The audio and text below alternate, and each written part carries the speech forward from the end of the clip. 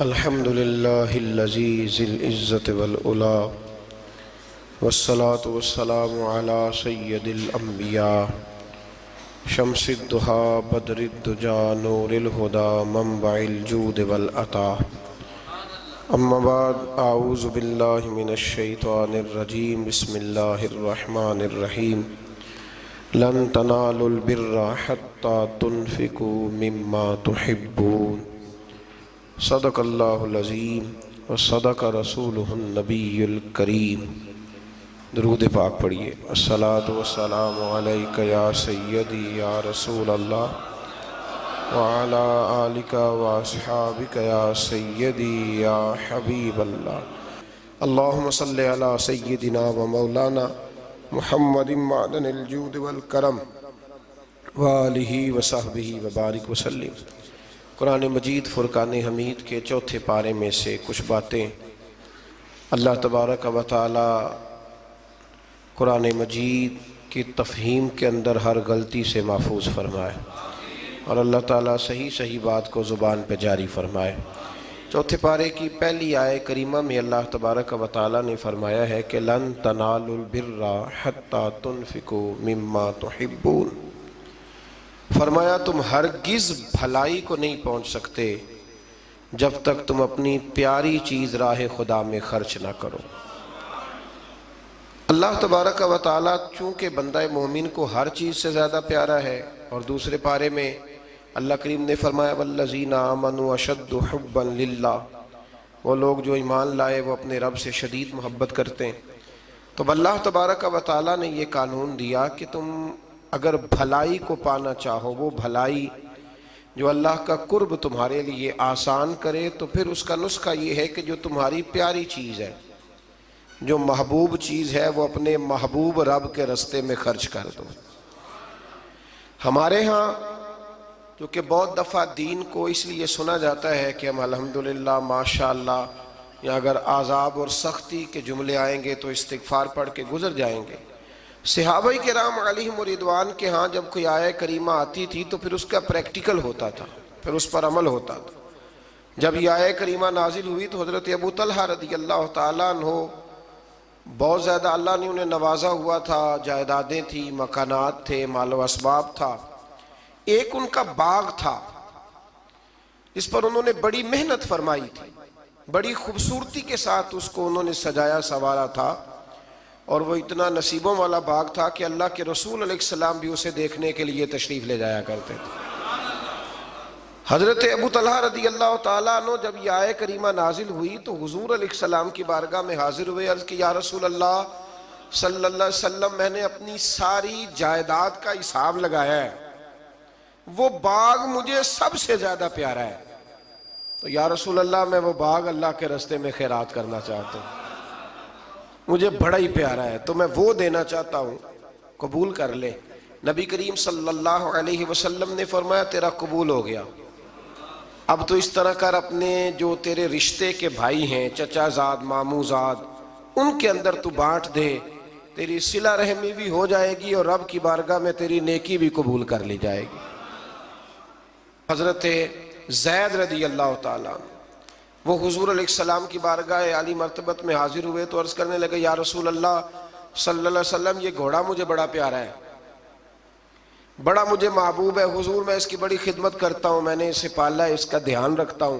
کچھ جانوروں سے پیار ہو جاتا ہے نا، عرض کرنے لگا یا رسول اللہ یہ مجھے بڑا ہی پیارا ہے، بڑا پیارا ہے۔ حضرت زید عرض کرتے ہیں تو یا رسول اللہ یہ قبول کر لیں۔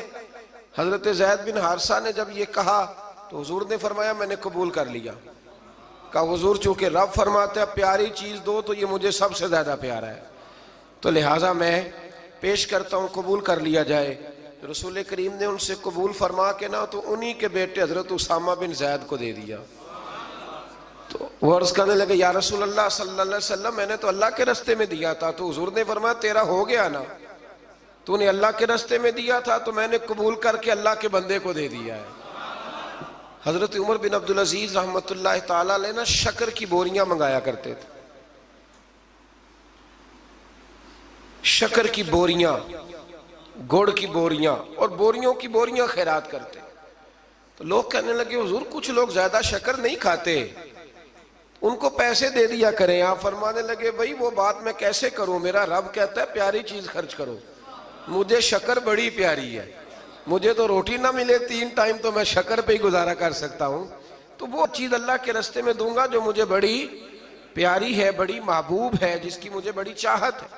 تو میرے عزیز سمجھ لیں کہ جب آپ تحفہ خریدتے ہیں نا کسی کے لیے, تو جتنا بندہ محبوب ہوتا ہے اتنی ہی آپ اچھی چیز. ہمارے ہاں جب مسجدوں کے گلے کھولے جاتے ہیں نا, تو جتنے پھٹے نوٹ ہوتے ہیں ساری اسی میں سے نکل آتے ہیں, اور کئی ایسے نوٹ ہوتے ہیں جو کئی نہیں چل سکتے لیکن مسجد میں چل جاتے ہیں. اب کوئی منع کر سکتا ہے؟ پیاری چیز خرچ کریں اللہ کے راستے میں, محبوب چیز خرچ کریں. یہ پہلا سبق دیا چوتھے پارے کی ابتدا میں اللہ کریم. دیکھیں نا رسول پاک کو حضرت امیر حمزہ بڑے ہی محبوب تھے, حضور کو حضرت عمر بڑے ہی محبوب تھے, جناب عثمان غنی بڑے ہی محبوب تھے, حضرت ابو بکر صدیق بڑے ہی محبوب تھے, مولا علی شیر خدا بڑے ہی محبوب تھے, حضور کو امام حسن اور امام حسین بڑے ہی محبوب تھے. یہ بڑے محبوب تھے اور میرے رسول نے سارے اللہ کے راستے میں دے دیے.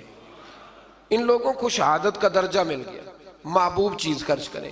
اس سے آگے جو آیات ہے اس میں اللہ کریم نے فرمایا ہے, مفہوم یہ ہے آیت کا, تفسیری مفہوم, کہ رب جب کسی پر کوئی چیز حرام کرے گا تو تب کوئی چیز حرام ہوگی. اگر اپنی مرضی سے کوئی شخص کسی چیز کو استعمال نہیں کرتا تو اس کا معنی یہ نہیں کہ وہ چیز حرام ہو گئی. ہوا یہ تھا کہ حضرت یعقوب علیہ السلام اونٹ کا گوشت نہیں کھاتے تھے, اونٹنی کا دودھ نہیں پیتے تھے, اپنی طبیعت کے لحاظ سے استعمال نہیں کرتے تھے. تو بنی اسرائیل والوں نے یہ کہنا شروع کر دیا کہ دیکھیں پرانی امتوں میں یہ نہیں تھا, تو حضور علیہ السلام کی قوم یہ کیوں استعمال کرتی ہے. تو اللہ کریم نے سورہ آل عمران میں اور چوتھے پارے میں وضاحت کر دی کہ کوئی اگر اپنی مرضی سے کوئی چیز استعمال نہیں کرتا تو اس کا مطلب یہ تو نہیں کہ وہ چیز حرام ہو جاتی. تو اس سے آگے بڑھ کے پھر اللہ تبارک و تعالیٰ نے مکہ مکرمہ کی فضیلت بیان کی اور فرمایا کہ ان اول بیت وضع للناس, بے شک پہلا گھر جو لوگوں کے لیے بنایا گیا, للذی ببکۃ مبارکا وہدی للعالمین, فرمایا پہلا گھر جو لوگوں کے لیے بنایا گیا وہ مکہ مکرمہ میں اور ہے بڑی برکت والا, اور وہ ہے اللہ کا گھر, اور لیکن ساری کائنات کو ہدایت وہ گھر عطا کرتا ہے. گویا جو اس کے راستے پہ چل پڑتا ہے وہ ہدایت کے راستے پہ چل پڑتا ہے. پھر اللہ تبارک و تعالیٰ نے آگے جا کر کے اہل کتاب کی کچھ ایسی چیزوں کا ذکر فرمایا جن چیزوں کو انہوں نے بلا وجہ اپنے اوپر طاری کر لیا تھا. یہاں اہل کتاب سے مراد یہودی بھی ہیں اور عیسائی بھی ہیں. پہلے سے دوسرے رکوع میں اللہ تبارک و تعالیٰ نے امت مسلمہ کو یہ حکم دیا ہے کہ کلمہ پڑھا ہے تو اب مرتے دم تک مسلمان ہی رہنا, اور اللہ سے ڈرنا تو اتنا ڈرنا کہ جتنا ڈرنے کا حق ہے, اور آخری دم تک تم نے مسلمان رہنا ہے. اور پھر اسی رکوع میں اللہ کریم نے حکم دیا کہ تم اللہ کی مضبوط رسی کو پکڑ لو, وَاعْتَصِمُوا بِحَبْلِ اللَّهِ, اللہ کی مضبوط رسی کو پکڑ لو اور جماعتوں میں تقسیم نہ ہو جانا, الگ الگ گروہ نہ بنانا. اس لیے میرے نبی پاک علیہ السلام نے فرمایا کہ امت کا جو سب سے بڑا گروہ ہونا اس کی پیروی کرو. اس کا نام کتب احادیث میں سواد اعظم آیا ہے کہ جو بڑی جماعت ہو نا مسلمانوں کی, اس کی اب پتہ کیا مصیبت ہے, جو آدمی تھوڑا سا سٹائل ذرا ہٹ کے ہوتا ہے نا اس کے پیچھے لوگ چلنے لگ جاتے ہیں. جو ذرا انوکھی بات کرتا ہے نا کہتے ہیں یہ تو سارے لوگ ہی کر رہے ہیں. جو تھوڑی ہٹ کے بات کرتا ہے نا کہتا ہے پچھلے سارے ہی غلط تھے, میں واحد بندہ ہوں جو ٹھیک آیا ہوں. لوگ اس کے پیچھے لگ جاتے ہیں. ایسا نہ کریں. مسلمانوں کی وہ جماعت جو عرصہ دراز سے آ رہی ہے, آپ دیکھ لیں داتا صاحب کو کتنے سال ہو گئے اور اسلام کو کتنے سال ہو گئے. داتا صاحب کے بھی پیر ہیں, ان کے بھی آگے پیر ہیں, اور ان کے مرشد حضرت جنید بغدادی ہیں. پھر بات کہاں تک آگے جاتی ہے تو آپ یہ غور فرمائیں کہ اس رسی کو تھامیں جس پر شروع سے لے کر مسلمانوں کا طریقہ چلا آ رہا ہے. قرآن مجید کی اسی پارے میں اللہ کریم نے ایک اور مضمون کو بڑے انوکھے رنگ میں بیان کیا ہے. فرمایا قیامت کے دن کچھ منہ کالے ہوں گے اور کچھ سفید ہوں گے, کچھ چہرے چمک رہے ہوں گے اور کچھ چہرے کالے سیاہ ہوں گے. یہ کالے وہ ہوں گے جو ایمان لانے کے باوجود کفر کرتے رہے. اسی آیت میں اللہ نے وضاحت کر دی اور فرمایا یہ جن کے منہ سفید ہوں گے نا، یہ قیامت کے دن جن کے چہرے روشن ہوں گے، یہ وہ لوگ ہیں جنہیں اللہ اپنی رحمت عطا فرمائے گا۔ یہاں بڑی باتیں مفسرین نے کی ہیں کہ یہ کچھ چہرے کالے ہوں گے، کچھ سیاہ ہوں گے، اس کا معنی کیا ہے؟ مفسرین کرام ایک پورے گروہ نے، ایک پوری جماعت نے ذکر فرمایا ہے کہ دنیا میں نا کچھ چیزیں دلوں میں چھپی ہوئی ہیں جو ظاہر نہیں ہو رہی، قیامت میں ظاہر ہو جائیں گی۔ دلوں میں چھپی ہوئی ہیں، قیامت کے دن وہ چیزیں ظاہر ہو جائیں گی۔ اگر دلوں میں ایمان چھپا ہے تو قیامت کے دن چہرے چمکنے شروع ہو جائیں گے، اور اگر دلوں میں نفاق چھپایا نا لوگوں نے، سامنے کچھ کہتے ہیں اور پیٹھ کے پیچھے کچھ اور کہتے ہیں، تو وہ بھی قیامت کے دن نمایاں ہو جائے گا۔ چہروں میں بڑا کچھ ہوتا ہے، چہروں کے اندر بڑا کچھ ہوتا ہے۔ حضرت سلطان باؤ رحمۃ اللہ تعالیٰ علیہ ارشاد فرمایا کرتے تھے کہ دل کالے نالو منہ کالا چنگا جے کوئی رمز پچھانے۔ دل کالے نالو منہ کالا چنگا جے کوئی رمز پچھانے۔ اگر اس پر غور کرے نا تو منہ چمکانے سے بہتر ہے کہ دل چمکایا جائے، دل روشن کیا جائے۔ اور میرے رسول کریم علیہ السلام نے ولی کی علامت بیان کی ہے، فرمایا ولی اسے کہتے ہیں جس کو دیکھتے ہی رب یاد آ جاتا ہے۔ ایک ہوتا ہے آرٹیفیشل حسن، وہ بھی یاد آتا ہے نا، آج کل آپ کو پتہ ہے لوگوں نے کیا ہوتا ہے، اس میں نورانیت نہیں ہوتی۔ میں اکثر کہا کرتا ہوں کہ ریاکاری اصل میں اداکاری ہوتی ہے، تو جب بندہ اداکار ہوتا ہے تو اس میں کوئی حسن نہیں ہوتا۔ جب بندہ اندر سے اس کی طبیعت معصوم ہوتی ہے نا، اندر سے وہ نفیس ہوتا ہے، وہ اچھی سوچ والا ہوتا ہے، تو وہ جو اندر کی روشنی ہوتی ہے وہ باہر بھی آ جاتی ہے، پھر چہرہ چمکتا ہے، پھر اس میں روشنی آتی۔ نبی کریم علیہ السلام کا ایک فرمان ہے، حضور فرماتے ہیں رات کو جو آدمی تہجد پڑھے گا نا کمروں میں چھپ کے، اسے سویرے بتانا نہیں پڑے گا کہ میں نے پڑھی ہے، فرمایا اس کا چہرہ ہی بتائے گا کہ رات اس نے اپنے رب کی عبادت کی ہے۔ تو چہرے بڑا کچھ بتایا کرتے ہیں۔ تو قیامت میں بھی کچھ چہرے چمکیں گے اور کچھ کالے سیاہ ہوں گے۔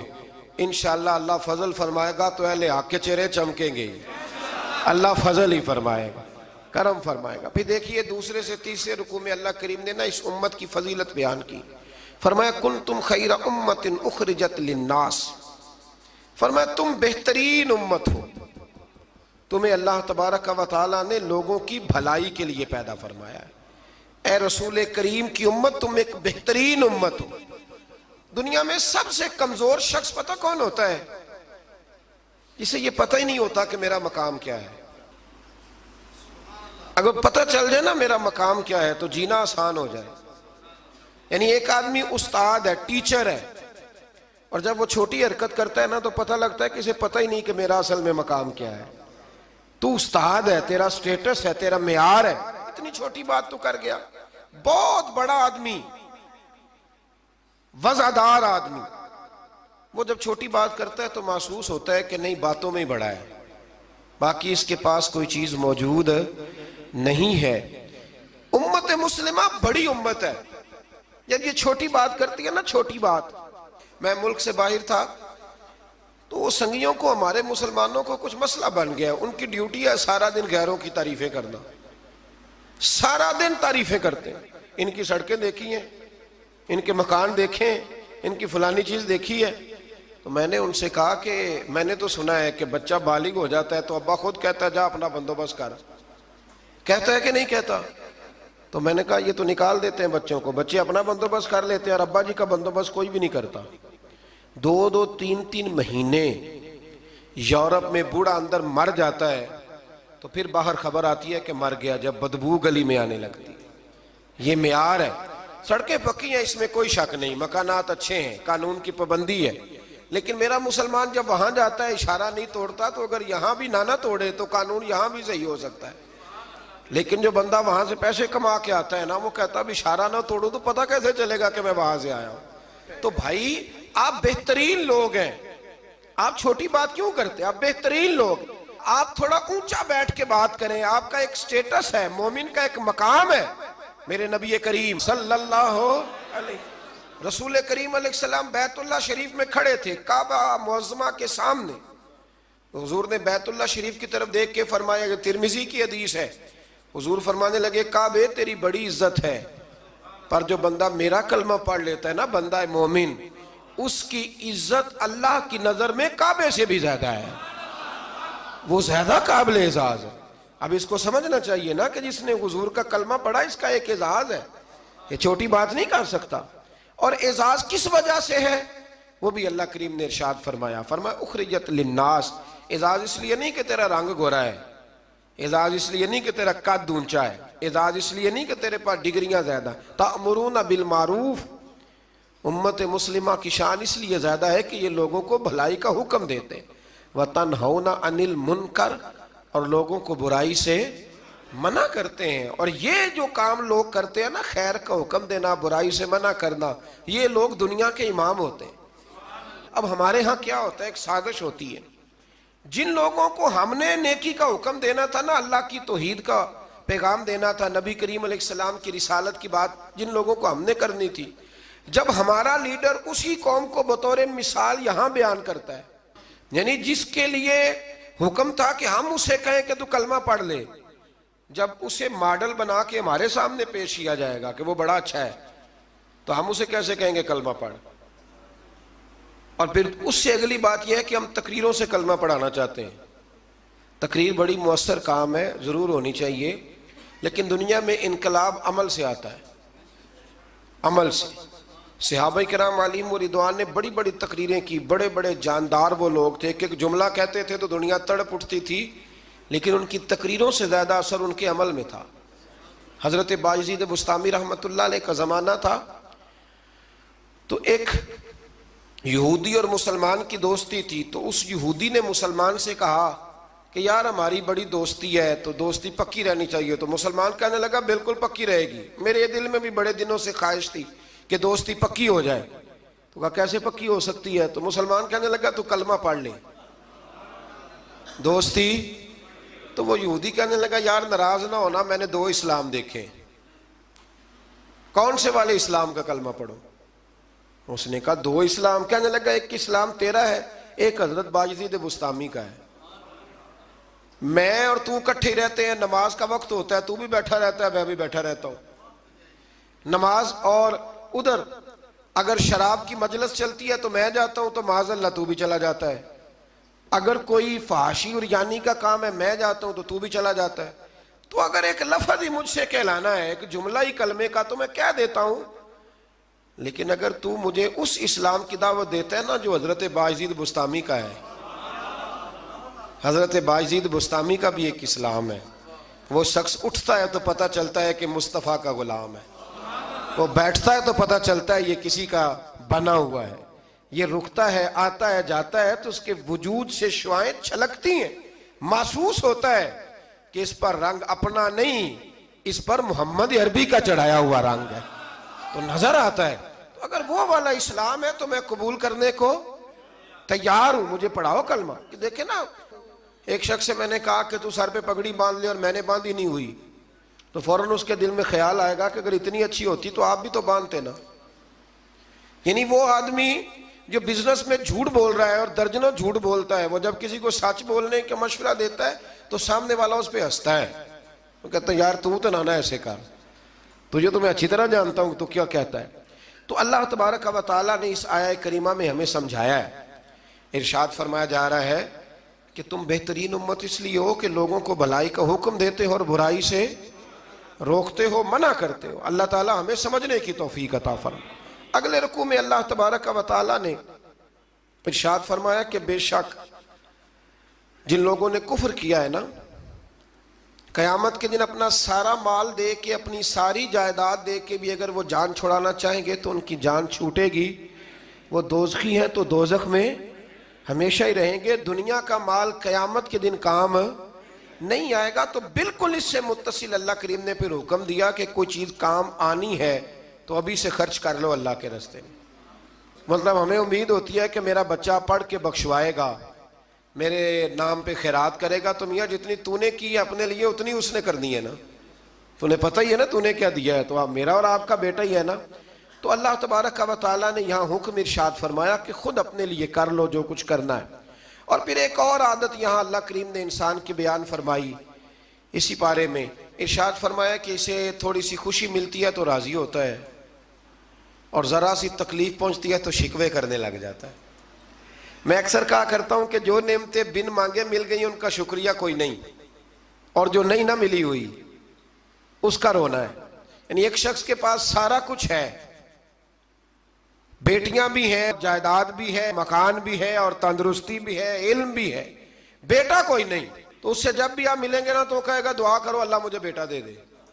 تو خدا کے بندے باقی نعمتوں کا بھی تو ذکر کرنا جو اللہ نے دی ہوئی ہے. میں کہا کرتا ہوں کہ 360 ہڈیاں وجود میں ہیں، تو جس کا گھٹنا درد کرتا ہے نا آپ اس سے پوچھیں نا کیا حال ہے تو 359 کا ذکر نہیں کرتا، وہ جو 60ویں درد کرتی ہے اسی کا نام لیتا ہے، کہتا ہے یہ گھٹنا ٹھیک ہو جائے تو باقی ساری خیر ہے. تو اللہ فرماتے ہیں ذرا تکلیف دیں تو یہ شکوے کرنے لگتا ہے. زندگی اپنے رب کے حوالے کر دیں، سکھی ہو جائیں گے. آپ یقین کریں ویسے بھی جان اسی کی ہے، اسی کی ہے. ہم تو اپنی مرضی سے مر بھی نہیں نہ سکتے، اپنی مرضی سے مرے تو خودکشی حرام ہے، اس کی مرضی سے مرے تو وہ شہادت کا درجہ عطا کر دیتا ہے. وہ کہتے تم مار ہی نہیں سکتے چونکہ مرے جو میری مرضی سے ہو، لہٰذا اس کے سپرد کر دیں. آگے اللہ تبارک و تعالیٰ نے نا جنگ احد میں مسلمانوں کے ساتھ جو معاملہ پیش آیا نا، بظاہر مسلمان تھوڑا سا پیچھے ہٹے، کفر کو وقتی طور پر غلبہ ملا. یہ ذرا تھوڑے تھوڑے مسلمانوں کے حالات خراب ہوتے ہیں تو لوگ پریشان ہو، شاید یہ ہمیشہ کے لیے. ایسا نہیں ہے، بلکہ جہاں بھی آپ پیچھے جاتے ہیں نا، جو آدمی پیچھے جایا کرتا ہے نا وہ تیز دوڑنے کے لیے جایا کرتا ہے. جب وہ پیچھے جاتا ہے تو اس کا مطلب ہے اب تیز دوڑ کے آئے گا، یہ یاد رکھیں. اور جب آپ سمجھیں نا کہ گھٹن زیادہ ہو گئی ہے تو پھر سمجھ لیں اب آندھی بھی تیز ہی آئے گی. یہ اصول ہے. اگر کبھی آزمائش زیادہ آتی ہے تو پھر اللہ آسانی بھی زیادہ عطا فرماتا ہے. تو مسلمانوں کو ذرا کمزوری ہوئی تو پریشان ہو گئے، تو رب کریم نے فرمایا پریشان نہ ہو، وہ وقت نہیں تمہیں یاد والا قد نصرکم اللہ ببدر وانتم اذلہ، جب ہم نے تمہاری بدر میں مدد کی تھی حالانکہ تم کمزور تھے. اب تو تم ہزاروں میں ہو تو 313 تھے، رب نے تمہاری مدد فرمائی تھی. فرمایا احد میں اگر مشکل آ گئی ہے تو پریشان نہ ہو، اللہ اگلے میدانوں میں بھی تمہاری ضرور مدد فرمائے گا. پھر اسی پارے میں اللہ کریم نے نا دوڑنے کا حکم دیا ہے. فرمایا دوڑو. کس طرف؟ فرمایا وَسَارِعُوا إِلَىٰ مَغْفِرَةٍ مِّن رَبِّكُمْ، دوڑو دوڑو دوڑو اپنے رب کی بخشش کی طرف دوڑو. اور کدھر دوڑو؟ فرمایا وَجَنَّةٍ أَرْضُهَا السَّمَاوَاتُ وَالْأَرْضُ، اس جنت کی طرف دوڑو جس کی صرف چوڑائی زمین اور آسمان کے برابر ہے. اللہ کریم نے چوڑائی بتا دی. فرمایا جنت کی چوڑائی اتنی ہے جتنے زمین و آسمان ہے. تمہیں چوڑائی بتا دیا، باقی لمبائی کا حساب کرتے رہنا. اور میرے رسول کریم علیہ السلام نے تو جنت کا مضمون سمیٹا تو حضور نے جملوں میں حادی کر دی. بڑی نعمتیں بیان کر کے نا، بڑی نعمتیں بیان کر کے حضور فرمانے لگے اللہ نے تمہارے لیے بڑا کچھ بنایا ہے، اور اتنا کچھ بنایا ہے نہ کسی آنکھ نے دیکھا، نہ کسی کان نے سنا، اور نہ تمہارے دل پہ کبھی خیال ہی گزرا ہوگا، جو نعمتیں رب نے تمہارے لیے جنت میں تیار کی ہوئی. تو اس میں اللہ تبارک و تعالیٰ نے اس بات کی طرف بھی ذکر فرمایا. پھر اسی پارے کے اندر اللہ کریم نے غصہ پینے والوں کو اور معاف کرنے والوں کو کہا کہ یہ وہ والی نیکی ہے جو اللہ کو بڑی پسند ہے. ہمارے زمانے میں غصہ پینے والی عمر آتی کوئی نہیں. چھوٹی عمر میں کہتے ہیں بچہ اس لیے ضدی ہے، جوان ہو جائے تو کہتے ہیں خون گرم ہے، بوڑھا ہو جائے تو کہتے ہیں انہوں نے پتہ ہی نہیں لگتا. تو بھائی یہ بتائیں پھر درگزر کی عمر کون سی ہے؟ بچہ تھا تو ضدی تھا، اور جوان تھا تو خون گرم تھا، بوڑھا ہو گیا تو اب چڑچڑا ہو گیا. تو بھائی معاف کرنے کی عمر کون سی ہے؟ میرے رسول کریم علیہ السلام نے زندگی میں دکھ زیادہ دیکھے. حضور فرماتے ہیں جتنا مجھے ستایا گیا کسی کو نہیں ستایا گیا. حضرت جابر ابن عبداللہ فرماتے ہیں میں نے اپنے محبوب کو جب بھی دیکھا مسکراتے ہی دیکھا اور معاف کرتے ہی دیکھا. تو مہربانی فرمائیں والکاظمین الغیظ والعافین عن الناس، غصہ پینے والے، لوگوں کو معاف کرنے والے. واللہ یحب المحسنین، فرمایا یہ وہ نیکوکار ہے جن سے اللہ محبت فرماتا ہے. غصہ پینے والوں اور معاف کرنے والوں سے اللہ محبت فرماتا ہے. پھر آگے انہی آیات کے اندر اللہ تبارک و تعالیٰ نے مسلمانوں کو یہ حکم دیا ہے کہ جب تم سے کوئی غلطی ہو جائے، جب تم بھول جاؤ، تو پھر تم اپنے رب کی بارگاہ میں معافی مانگو، اور جب تم معافی مانگو گے اللہ تبارک و تعالیٰ اپنے فضل سے تمہیں معاف فرما دے گا۔ پھر اللہ تبارک و تعالیٰ نے بڑی شرح و بسط کے ساتھ اس بات کا ذکر فرمایا، تفصیل کے ساتھ۔ احد کے اندر جب لوگ پریشان ہوئے تھے تو وہ شدید آزمائش کا شکار تھے، تو مالک کریم نے انہیں تسلی دی، فرمایا یہ تمہاری آزمائش وقتی ہے، آنے والے وقت میں اللہ تمہیں کامیابیاں ہی عطا فرمائے گا۔ احد کے بعد پھر جتنا بھی جہاد ہوا سب میں میرے رب نے کامیابیاں ہی عطا فرمائی۔ پھر اسی پارے میں اللہ تبارک و تعالیٰ نے آیت نمبر 159 کے اندر رب کریم نے نبی کریم علیہ السلام کی سیرت کا ایک خاص پہلو بیان فرمایا ہے، حضور کی سیرت کا، زندگی کا ایک خاص عنصر بیان کیا، اور اللہ کریم نے فرمایا محبوب اللہ کی کیسی رحمت ہوئی کہ آپ اپنے غلاموں کے لیے نرم دل ہو گئے۔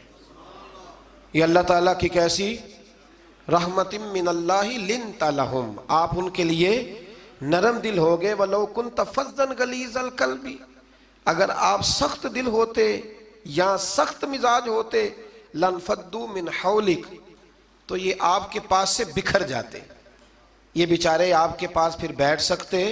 یہ سخت مزاج جو آدمی ہوتا ہے اس کے پاس لوگوں کا جمع غفیر نہیں ہوتا، اس کے پاس سے لوگ ٹوٹنے لگ جاتے۔ اچھا وہ اور چکر میں پڑ جاتا، کہتا دیکھا میرا روب، کوئی میرے پاس نہیں بیٹھتا، کسی کی جرت ہے میرے پاس بیٹھے؟ میں نے کہا روب نہیں جناب، آپ مان کیوں نہیں لیتے کہ آپ اخلاقی طور پہ بڑے کمزور ہیں؟ آپ کے اپنے بچے بھی، میں ابا جی کو جانتا ہوں، کئیوں کو جو گھر جاتے ہیں تو بچے چھپتے ہیں اور تسبیح پڑھتے ہیں کہ ابا جی واپس کب جائیں گے گھر سے۔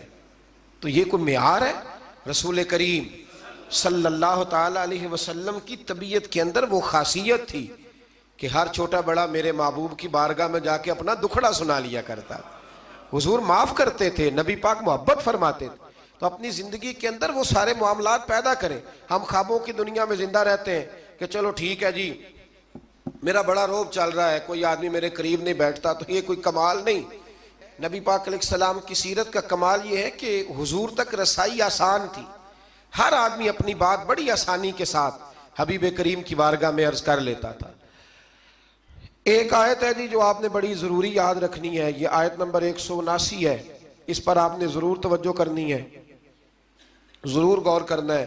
ایک چھوٹا سا مسئلہ لوگ بڑا اس کو الجھا دیتے ہیں، اللہ کریم نے اس آیت کریمہ میں اس کا بھی بیان فرمایا ہے۔ اسی پارے میں سورہ آل عمران میں فرمایا وَمَا كَانَ اللَّهُ لِيُطْلِعَكُمْ عَلَى الْغَيْبِ وَلَكِنَّ اللَّهَ يَجْتَبِي مِن رُّسُلِهِ مَن يَشَاءُ، فرمایا اللہ کی یہ شان نہیں کہ عام لوگوں کو غیب کا علم دے، لیکن اپنے رسولوں میں سے جسے چاہتا ہے اسے چن لیتا ہے۔ عام لوگوں کو اللہ اپنے غیب پر مطلع کرتا، لیکن اپنے رسولوں میں سے جسے چاہتا ہے اسے، یہ ایک سورہ آل عمران ہے، کوئی کسی تفسیر میں آپ نہ جائیں، سادہ ترجمہ کسی کا کیا ہوا پڑھ لیں۔ عام لوگوں کو اللہ غیب پر اطلاع دیتا نہیں، لیکن اپنے رسولوں میں سے جس کو چاہتا ہے اسے چن لیتا ہے۔ حضرت عمر فاروق فرماتے ہیں رسول کریم کے علم پر کچھ منافقین نے اعتراض کیا کہ ہم پیچھے نمازیں پڑھتے ہیں، انہیں ہمارا علم نہیں، تو کہتے ہیں نبی کریم منبر پر بیٹھے فجر کے بعد، تو فرمایا پوچھو کیا پوچھنا ہے۔ حضور نے اتنا بیان کیا کہ ظہر کی نماز ہو گئی، پھر زور پڑھ کے حضور دوبارہ منبر پر بیٹھے، اتنا بیان کیا کہ عصر ہو گئی، پھر عصر پڑھ کے حضور منبر پر بیٹھے، اتنی باتیں بیان کی کہ مغرب ہو گئی۔ حضرت عمر کہتے ہیں حضور نے ہمیں اتنی باتیں بتائیں کہ جہنمی جہنم میں چلے گئے، جنتی جنت میں چلے گئے۔ اور حضور پھر بیان کرتے ہے کوئی پوچھنے والا تو پوچھو مجھ سے کیا پوچھنا چاہتے ہو۔ ہمارے استاد تھے، شیخ تھے علامہ تحسین رضا صاحب بریلی شریف میں، انہوں نے ایک قطعہ کہا تھا بڑا شاندار، کہنے لگے علم غیب رسول کے منکر اس حقیقت کو بھول جاتے ہیں، غیب مانا کہ راز ہے لیکن راز اپنوں سے کب چھپاتے ہیں۔